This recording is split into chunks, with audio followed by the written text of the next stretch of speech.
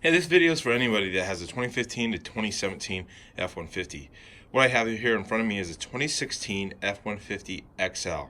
It's a pretty base model, but it has some upgrades because of the sports package. What I'll be installing today is going to be new LED high beams, low beams, turn signal indicators that have switchbacks, so there's going to be a resistor being placed in the line, and also, soon to show, a aftermarket Ford Raptor grill. Now these grills are able to be purchased online, and we have one right here to show you today. This is the grill, and as you can see, it says Ford on it. The grill did come with these other pieces. The one here was supposedly a D, and the F there replaced it. The O stays standard.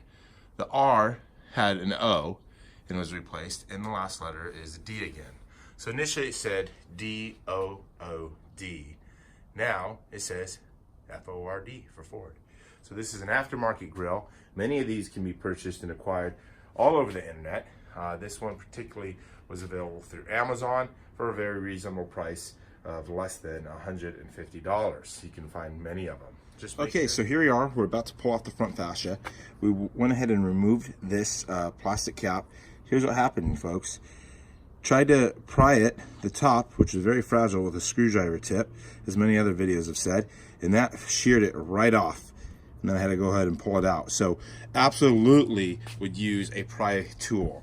Ended up using a yellow pry bar tool that was thin enough to get under the head and remove it from the other side.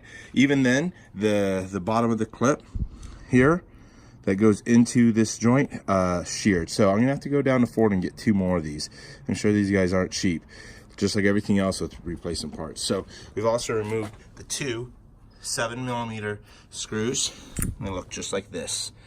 And that's what's come out. So we're gonna go ahead and start from the top down and start removing this. There's held in place. Now we're gonna remove the bolts holding this in.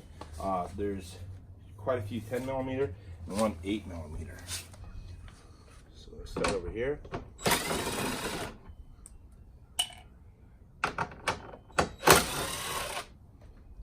That's 2, 3, 4, 5, 6, and then that looks like the 7th, which would be the 8mm. Go ahead and back that out right now.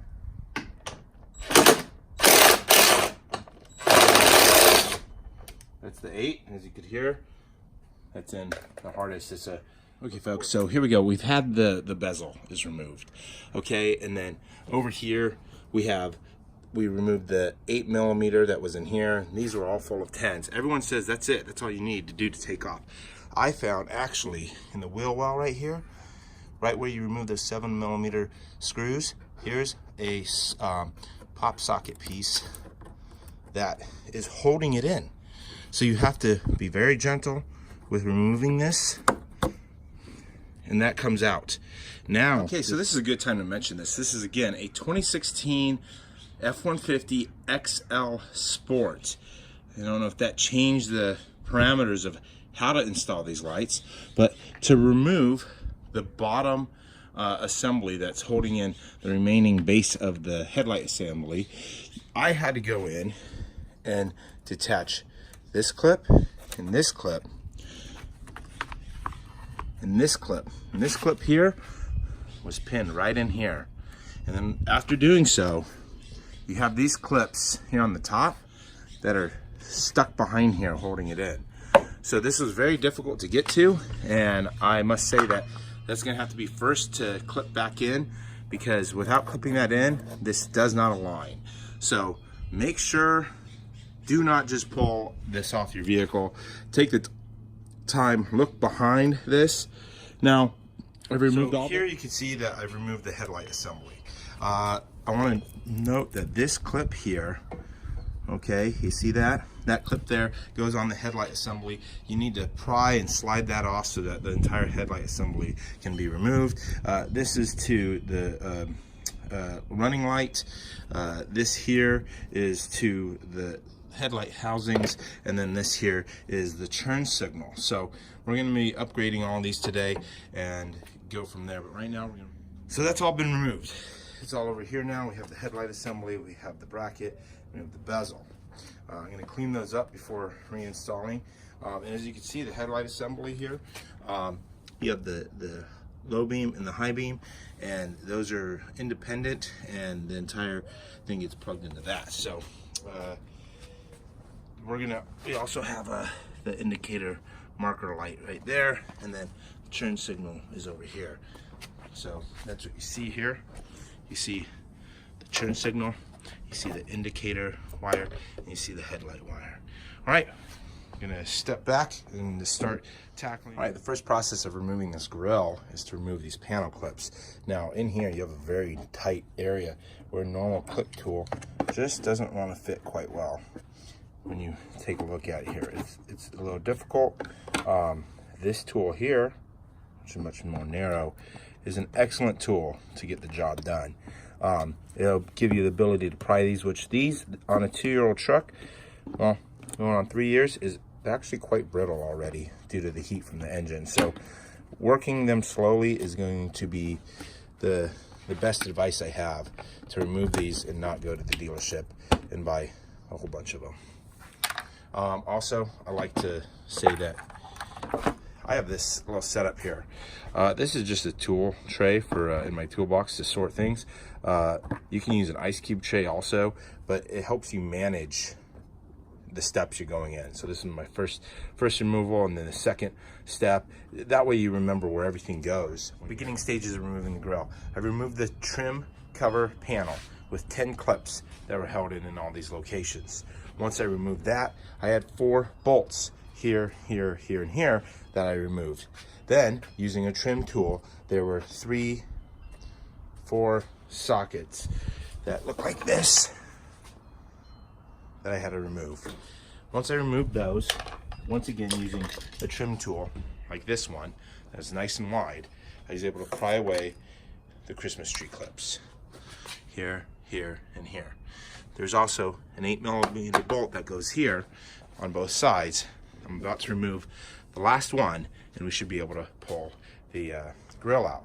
But before doing so, the last piece I need is the shutter assembly electronics. So I'm going to pop this out and disconnect those two.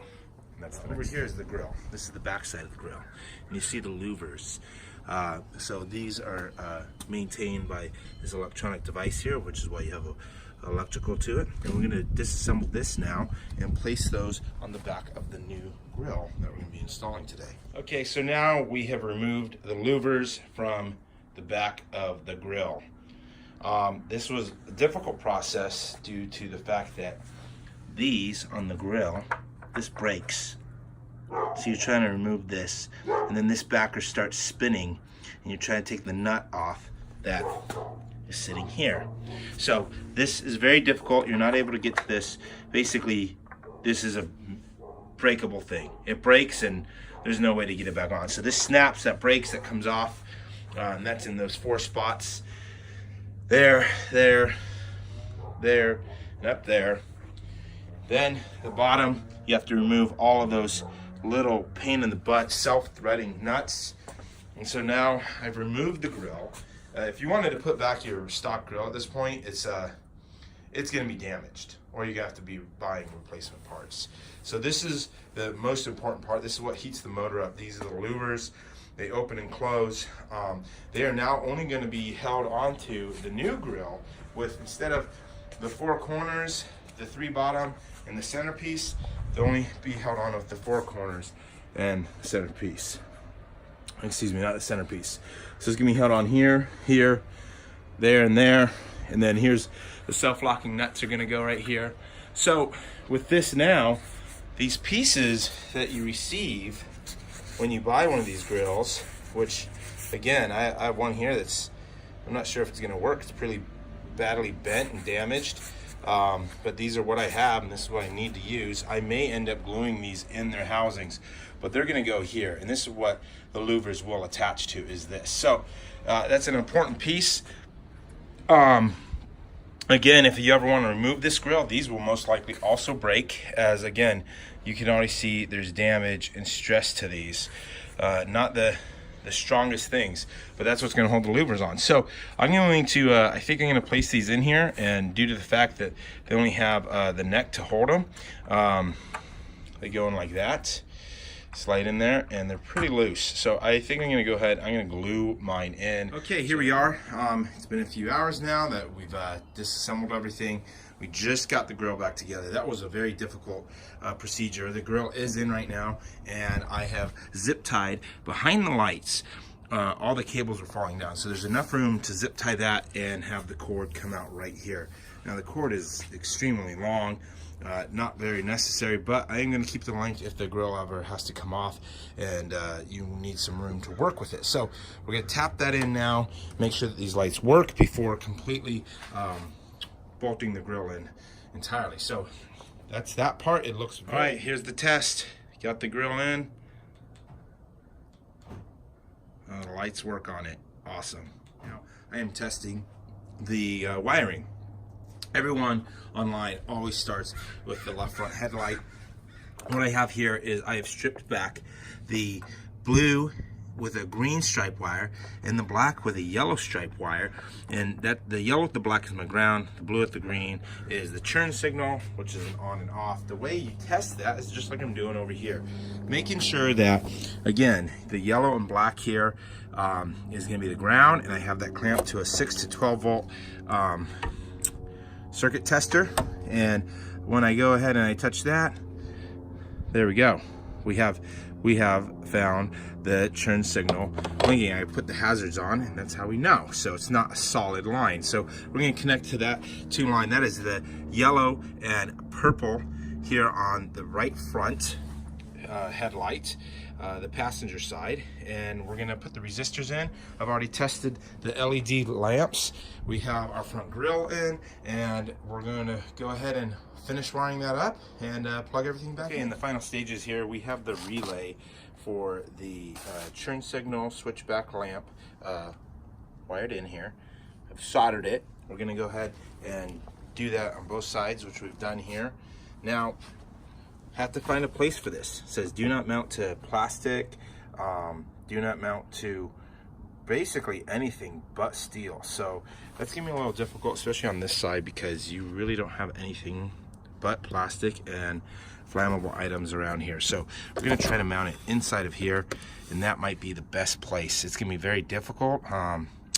Luckily I have a tool that might be able to do that for me, so hopefully that will be a good spot to put one small hole in there to hold that up there. So it took quite a bit longer to actually get these mounted in there. There's one screw holding up the resistor, and it's backed away far enough so that you can put the headlight housing in. Now on the passenger side, that's even more difficult. I had to use a right angle drill to get in here, and make sure that wherever you're drilling, you're not going behind the wall. Back here is the AC line right beneath this wall, which you can kind of see right here. That is not something you want to puncture. So I went back further enough, got one screw in there, and placed that back there away from everything else. It can create its own little heat, and it shouldn't do any damage to this. Now we're going to do the headlight install. This is the low beam. This takes the H11 bulb. This is the high beam. Takes the 9005 bulb. Difficult to get these in. The perfect fit bulbs I got from Supernova are amazing. I wouldn't really say that fitting another bulb that would be tighter would be any fun. So these fit pretty tight. I'll take a picture and throw that in here of how tight they really are. You can go ahead and do this last set so I can get this. So here's the Supernova perfect fit. This fits in there very tight. There's down in here you have the attachment of the cable, and it's in there. It fits good, and you want to make sure that they say have the lens so that the lens is facing left to right, which it is hard to tell, but it is. The LED diodes are facing this way and this way. There we go. Up or down. It's finally all in. Need to still finish the final assembly of the lower. Here it is, finally finished product. Everything's back together.